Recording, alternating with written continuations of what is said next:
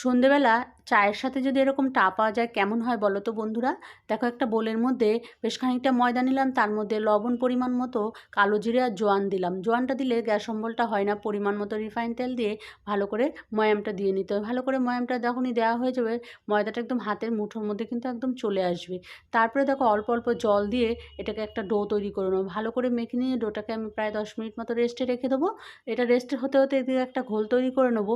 2 চামচ ময়দা নিলাম, একটা বাটির মধ্যে অল্প জল দিয়ে একটা ঘোল তৈরি করে নিলাম। তারপরে ময়দার থেকে লেচি কেটে নিয়ে তারপরে ময়দা দিয়ে বেলে নেবো। ভালো করে বেলে নিয়ে এটা রুটির মতো করে বেলে নিয়েছি। এদিকে কৌটোর ঢাকনা নিয়ে এটাকে ছোট ছোট গোল শেপের তৈরি করে নেবো। এগুলো তৈরি করা হয়ে গেলে কিছু নিমকি আমি আগের থাকতে তৈরি করে নিয়েছি। এক একটা নিমকির উপরে একটা যে ময়দার ঘোলটা করেছি সেটা দেবো একদম মিডিল পয়েন্টে। মোট 5টা এরকম দিয়ে তারপরে পাইপ দিয়ে আমি চেপে দেবো। তোমাদের স্টিক থাকলে তোমরা স্টিক দিয়েও এটাকে করে নিতে পারো। এভাবে নিমকিগুলো আমার সমস্ত তৈরি করা হয়ে গেছে। কড়াইতে তেল বসিয়ে মিডিয়াম গরম হবে, এক এক করে নিমকিগুলো দিয়ে উল্টে পাল্টে লালচে করে এগুলোকে ভেজে নেবো।